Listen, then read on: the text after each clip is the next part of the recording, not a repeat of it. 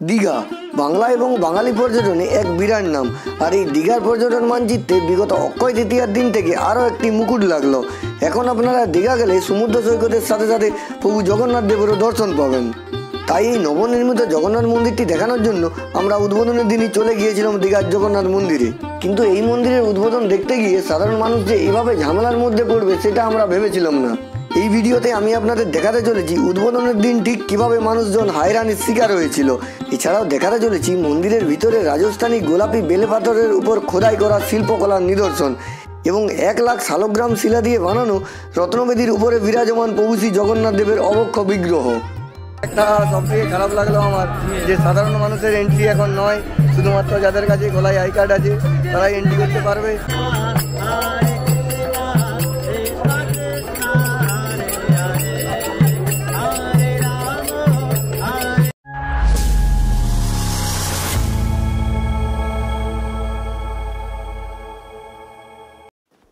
নমস্কার বন্ধুরা, আমার নাম সুদীপ কুণ্ডু, আপনারা দেখছেন মিস্টার কুণ্ডু। আজ আমি চলে এসেছি দীঘার জগন্নাথ মন্দিরের উদ্বোধনের দিন। এই জগন্নাথ মন্দিরটি কেমন হলো সেটি দেখতে এবং আপনাদের দেখাতে। এই যে জগন্নাথ মন্দিরের ভিউটি দেখতে পাচ্ছেন, এটি হলো মেন রাস্তা থেকে ভিউ, যেটা ওল্ড দীঘা থেকে নিউ দীঘা যাওয়ার সময় আপনারা ডান দিকে দেখতে পাবেন।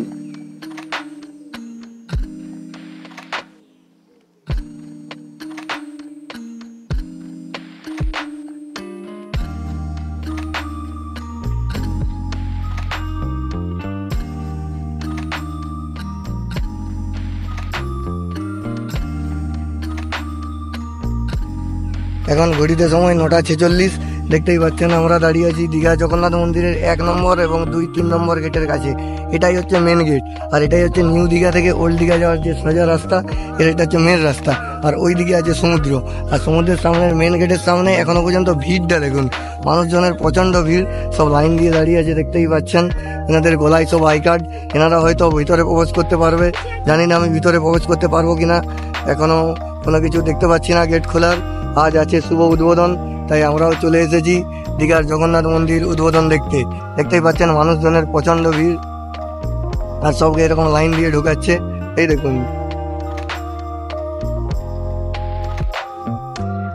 আর সোজা দূরে চৈতন্যধার দেখতে পাচ্ছেন, ওইটা হচ্ছে চৈতন্যধার, এদিকে হচ্ছে ওল্ড দীঘা আর এইদিকে নিউ দীঘা। জাস্ট তার মাঝেই গড়ে উঠেছে দীঘার বিখ্যাত জগন্নাথ মন্দির। এটি হলো সেই চৈতন্যদ্বার। এটি খুব জলদির মধ্যেই তৈরি হয়েছে, কেননা আমি 15 দিন আগের ভিডিও আপনাদের দেখিয়েছিলাম, তখনও এটির কাজ কিন্তু অনেক বাকি ছিল।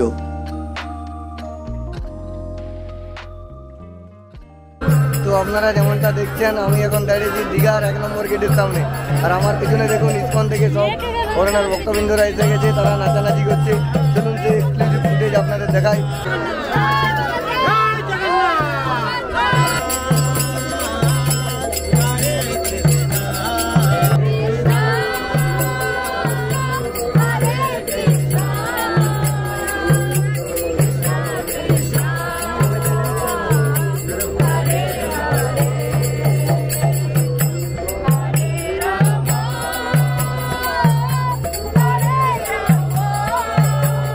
ঘড়িতে সময় প্রায় 10:11, এখনও গেটে একে একে এন্ট্রি করাচ্ছে। কিন্তু একটা সবথেকে খারাপ লাগলো আমার যে সাধারণ মানুষের এন্ট্রি এখন নয়, শুধুমাত্র যাদের কাছে গলায় আই কার্ড আছে তারাই এন্ট্রি করতে পারবে। অতএব আমিও এন্ট্রি করতে পারবো না। আমি জিজ্ঞাসা করছিলাম যে এই কার্ড কোথা থেকে দিয়েছে, বললেন যে এই কার্ড গ্রাম পঞ্চায়েত থেকে। বলছি দাদা, তোমরা কোথা থেকে এসেছো? আমরা এই পাশেই আমাদের রামনগর বিধানসভা, আমরা রামনগর বিধানসভা লোকাল চলে যাব। আচ্ছা, এই যে আই কার্ড, এই যে আই কার্ড দেখা যাচ্ছে, এই আই কার্ডটা কোথা থেকে দিয়েছে? আই কার্ডটা আমাদের প্রত্যেকটা গ্রাম অনুযায়ী এবং গেস্ট কিছু মানে যেটা বিধানসভা অনুযায়ী দেওয়া হয়েছে। প্রত্যেকটা অঞ্চলে কিছু ভাগ করে আগে থেকে আধার কার্ড সাবমিট করতে হয়েছিল প্রত্যেকটা অফিসে পঞ্চায়েত। এই যে দেখতেই পাচ্ছেন আমার পিছনে পুরো লাইন, এই লাইন ভিতরে যাবে, আর এই লাইনের জন্য নাকি গ্রাম পঞ্চায়েত থেকে কার্ড দেওয়া হয়েছে, যেই কার্ড সবার জন্য নয়। এই কার্ড শুধুমাত্র এখন ভিতরে যাবে, আপনারা দাদার মুখে যেরকম শুনলেন দাদাদের মুখে, এবং 3:30টার পর নাকি সর্বসাধারণের জন্য খুলে যাবে এই দীঘার জগন্নাথ মন্দির।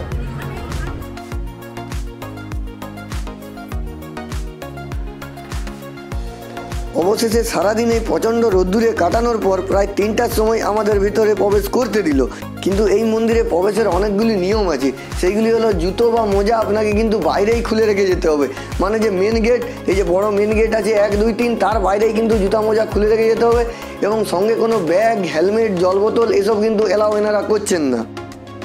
আমরা 1 নম্বর গেট দিয়ে প্রবেশ করার পর যত মন্দিরটির সামনে যাচ্ছিলাম তত মন্দিরটি কিন্তু সুন্দর লাগছিল। এখন ঘড়িতে সময় 3টা 4, এরপরে দ্বার উদ্বোধন হবে। দেখতেই পাচ্ছেন সকাল থেকে সবাইকে ঢুকতে দিচ্ছিল না, ভিআইপি এবং ভিভিআইপি। আর এই বৈশাখ মাসের তীব্র গরমেও মানুষজন অধীর আগ্রহে দাঁড়িয়ে আছেন একবার প্রভু শ্রী জগন্নাথ দেবের দর্শন করবেন বলে।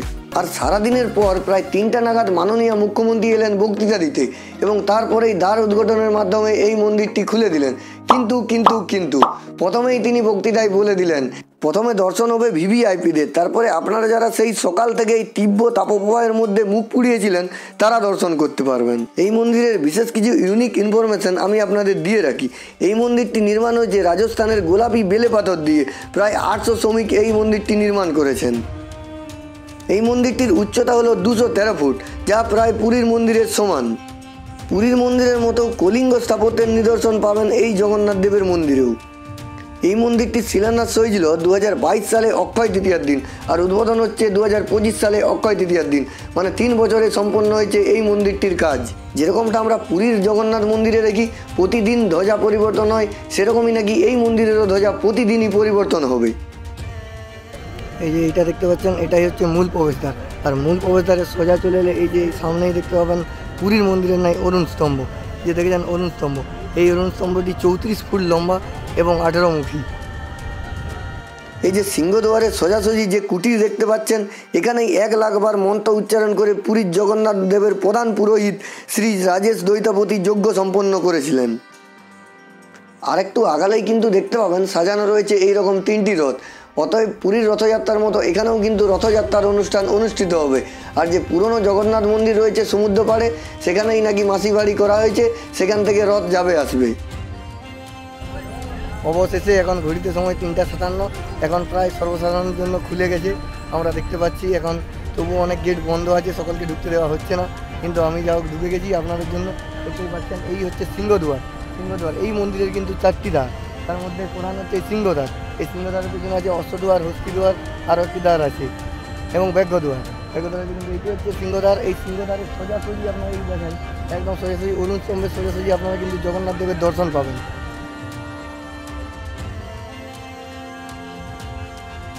প্রথমেই আমি আপনাদের মন্দিরের বাইরের যে কারুকার্য আছে সেসবগুলি ঘুরে দেখাই, তারপরে মন্দিরের ভিতরের দৃশ্য আপনাদের সামনে তুলে ধরছি।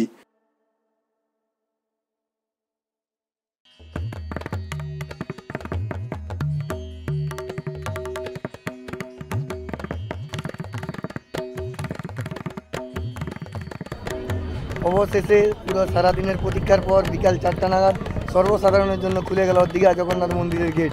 দেখতেই পাচ্ছেন পিছনে বহুত মানুষ ভিড় জমিয়েছে এবং জয় জগন্নাথ ধ্বনি দিয়ে সব ভিতরে যাচ্ছে। দেখি ভিতরে ভিডিও করা যদি এলাও আছে আপনাদের সবই দেখাচ্ছি। আর এখানে দেখতেই পাচ্ছেন মন্দিরটি খুব সুন্দর।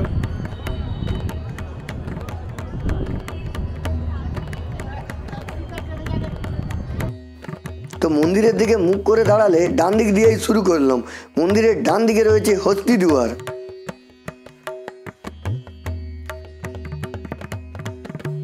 মন্দিরের প্রতিটি দেওয়ালে কিন্তু কলিঙ্গ শিল্পের স্থাপত্য ফুটিয়ে তোলা হয়েছে। এই মন্দিরের বাম পাশে রয়েছে অশ্বদ্বার। দেখেছেন এই অশ্বদ্বারের সামনে প্রথম দিনেই মানুষজন সেলফি নিতে খুবই ব্যস্ত হয়ে পড়েছে।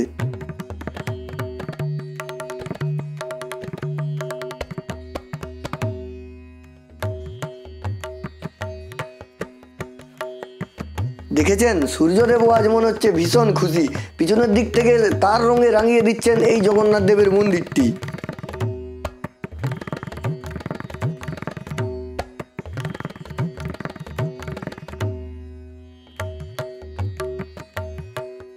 আমার পিছনেই সিংহদ্বার, এই দ্বার দিয়েই প্রবেশ করবো। এটাই হচ্ছে এই মন্দিরের মেন দ্বার। এই সিংহদ্বার দিয়ে প্রবেশ করলে প্রথমেই পড়বে ভোগ মণ্ডপ। চলুন আস্তে আস্তে প্রবেশ করা যাক এবং ভিতরে কীরকম শিল্পের কারুকার্য আছে সেসব দেখানো যাক। মন্দিরের ভিতরটি আপনাদের দেখায়, চলুন প্রবেশ করা যাক।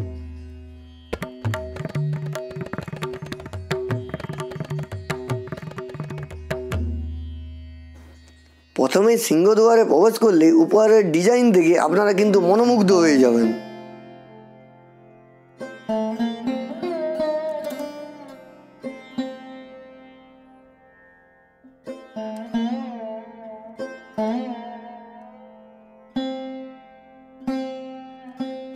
সিংহদুয়ার থেকে আরেকটু এগিয়ে গেলে দেখতে পাবেন স্বয়ং শ্রী বিষ্ণুদেব শেষনাগের উপর শায়িত রয়েছেন।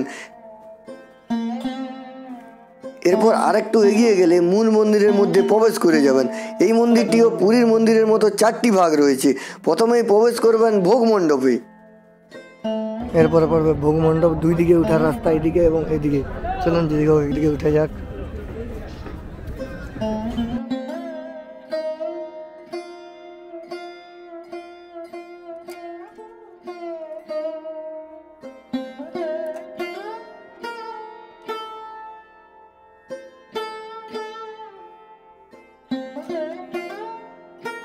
এই ভোগ মণ্ডপটি বেশ বড়সড় এবং ফাঁকা। এই ভোগ মণ্ডপের রয়েছে 4টি দরজা।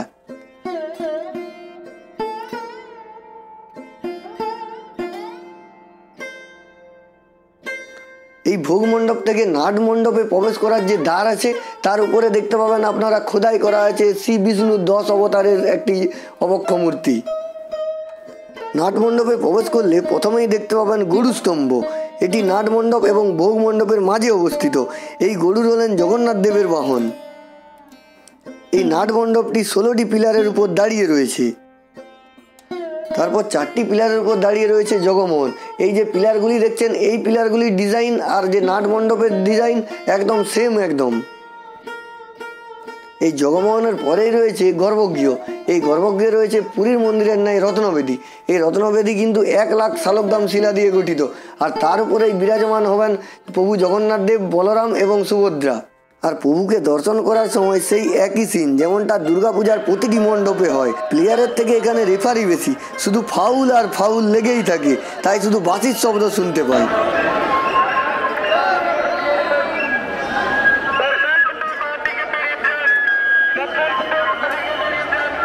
তো আপনারা কবে যাচ্ছেন এই দীঘার নবনির্মিত জগন্নাথ মন্দিরটি দেখতে অবশ্যই কমেন্ট করে জানান।